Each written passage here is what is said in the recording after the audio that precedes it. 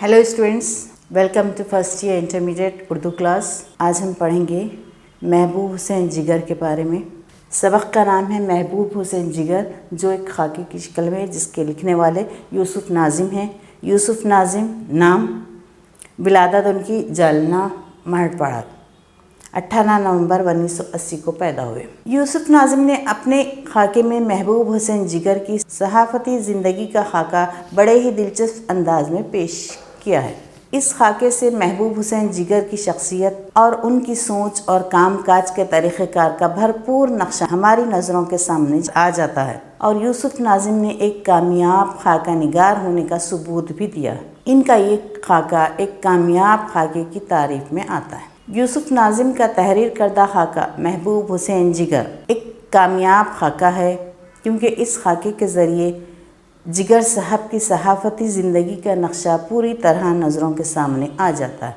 यूसुफ नाजिम ने अपने इस खाके में महबूब हुसैन जिगर से अपनी पहली मुलाकात, आबिद अली ख़ान से इनकी दोस्ती, अली सिकंदर जिगर से इनका शेरी और बहैसियत शेरी तक़ाबुल और बहैसियत सहाफ़ी व जॉइंट एडिटर रोज़नामा सियासत इनकी ईमानदारी व पुरखलूस खिदमत का बड़े ही दिलचस्प व मौसर अंदाज में खाका खींचा है। जिगर साहब से यूसुफ नाजिम की पहली मुलाकात जामिया उस्मानिया के हॉस्टल में हुई, जहां तालीम के सिलसिले में जिगर साहब मुक़ीम थे।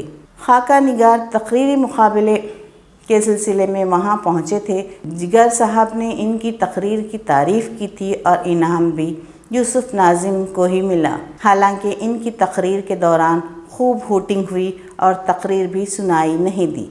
जिगर साहब ने इस वक्त भी यूसुफ नाजिम को मुबारकबाद दी।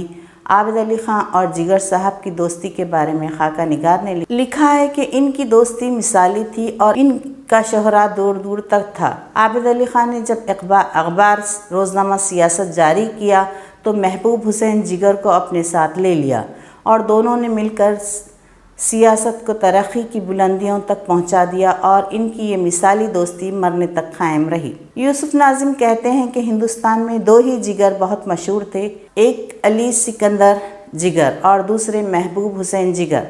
अली सिकंदर ने जिगर तखल्लुस करके शायरी की और खूब नाम कमाया, और महबूब हुसैन जिगर तखल्लुस किया लेकिन शायरी बिल्कुल नहीं की। लेकिन अली सिकंदर जिगर कलाम सुनाते थे और महबूब हुसैन जिगर दाद वसूल करते थे, क्योंकि इस दौर में ताल्लुक़ात बरादराना हुआ करते थे।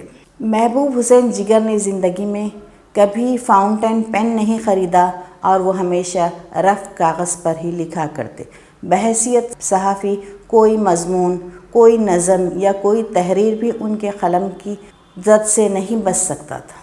मुख्तसर को और ज़्यादा मुख्तसर करने के हुनर से वो अच्छी तरह वाकिफ़ थे। अल्फाज पे नुक्ता ना हो तो इस लफ्ज़ को ही तहरीर से निकाल दिया करते थे। महबूब हुसैन जिगर हैदराबादी तहज़ीब रिवायात के पासदार थे। हमेशा खड़े होकर गले मिलते, पान शौक़ से खाते, मगर एक क़तरा भी कहीं गिरने नहीं देते। वो हमेशा मज़ामीन और तहरीरों का गहराई से जायज़ा लिया करते, और जब तक तसी का काम मुकम्मल नहीं करते दूसरा पान नहीं खाते। खाका निगार कहते हैं, लोग अपने मसाइल के लिए आबिद अली ख़ान से बात कर लेते, लेकिन जिगर साहब से बात करने हिचकिचाते या फिर ज़बान लड़खड़ा जाती। जिगर साहब कम सुखन थे, लेकिन गोशा नशीनी अख्तियार नहीं की। वो लोगों की तहरीरों की कदर करते और इन तहरीरों पर फ़िक्र का अंसर तलाश करते। इन्होंने कभी अपने लिए कीमती पेन का इंतखाब नहीं किया। हालांकि सहाफ़ी लोग अपने लिए आला दर्जे के पेन का इंतखाब करते हैं। आबिद अली ख़ान और महबूब हुसैन जिगर के बारे में खाका निगार लिखते हैं कि इन लोगों की ख़ास बात ये थी कि ये दोनों भी शायर नहीं थे।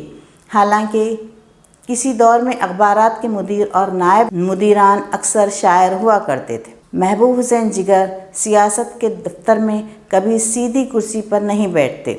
उनकी कुर्सी का ज़ाविया हमेशा टेढ़ा रहता। इनके बैठने का ये तरीक़ा खाका निगार को बहुत अच्छा लगा था। खाका निगार का ख्याल था कि सीधे आदमियों को हमेशा ऐसी ही कुर्सी पर बैठना चाहिए जिसका रुख दूसरी सारी कुर्सियों से मुख्तलिफ हो। गर्ज اس خاکے کے ذریعے محبوب حسین جگر کے مزاج، صحافتی زندگی کے اصول اور حیدرآبادی تہذیب سے ان کا لگاؤ سب کچھ ابھر کر سامنے آ جاتا ہے، اور ایک نظم و ضبط کی پابند یا بااصول شخصیت کے طور پر ہمارے سامنے ان کا خاکہ کھینچ جاتا ہے۔